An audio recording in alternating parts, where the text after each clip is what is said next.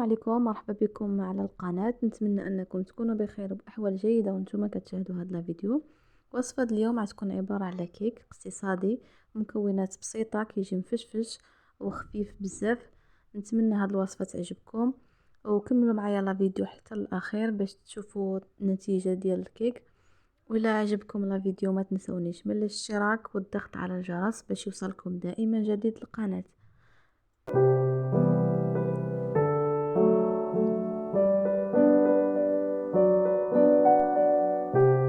في المقادير غادي نحتاج 3 البيضات يكونوا دائما بحرارة المطبخ باش ينجح لكم الكيك. غادي نحتاج هنايا 3 الكيسان، عندي هنا 3 الكيسان ديال الدقيق، ولكن الدقيق كيبقى على حسب الخليط، يعني الدقيق يختلف من دقيق لآخر.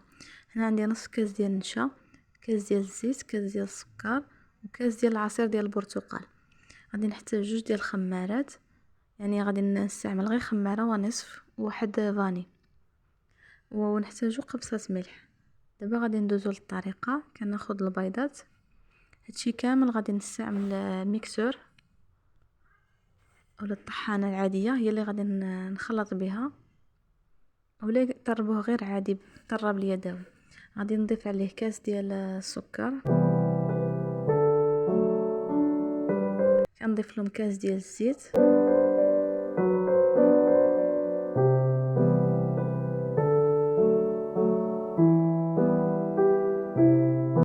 كناخذ هاد المكونات وكنوضعها في الخلاط باش نخلط هاد المكونات ثلاثه. انا هنا ضفت الملحه والفاني، ما تصوروا لي شي. دابا غادي نزيد كاس ديال عصير برتقال،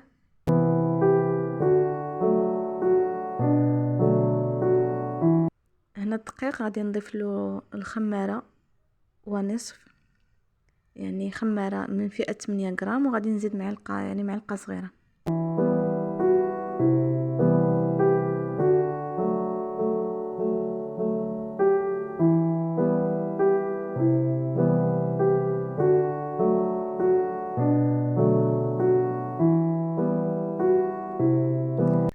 غادي نفرغ داك الخليط اللي خلطت، وغادي نجيب الدقيق، غادي نبدا نغربل الطحين.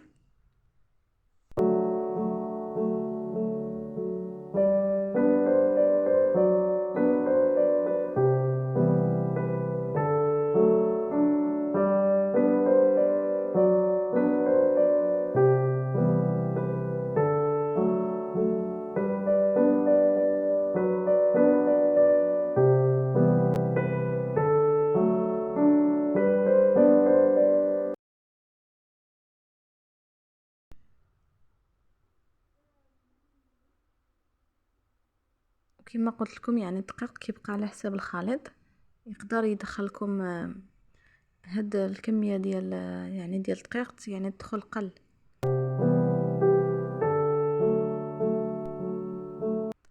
هذا هو القوام ديال الخليط.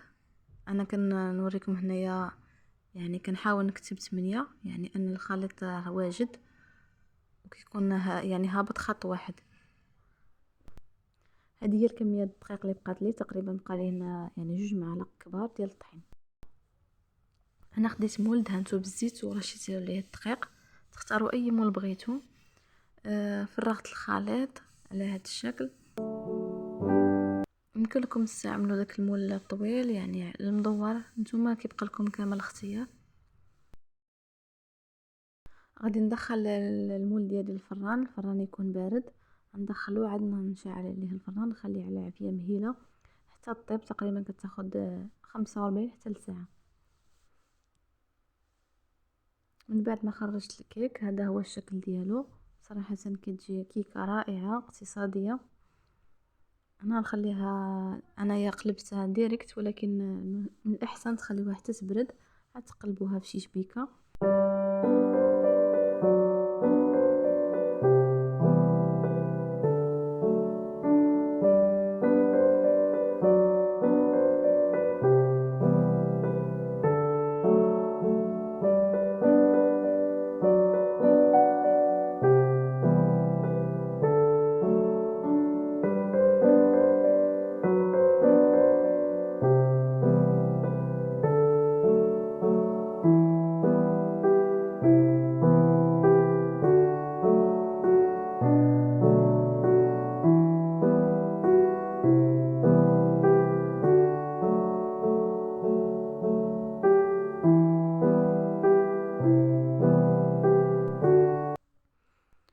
انا غادي نزينها غير ندهنها بالكونفيتير اولا دهنوها بالناباج اللي متواجد في المنزل، وغادي نرش عليها شويه د اللوز.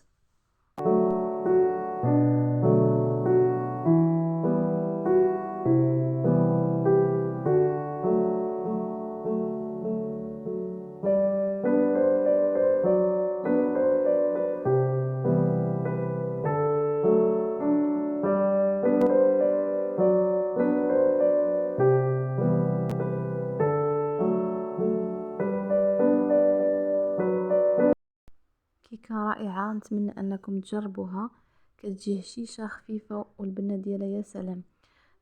ولا عجبتكم الوصفه كالعاده ما تنسونيش من لي لايك والاشتراك والضغط على الجرس باش يوصلكم دائما جديد القناه.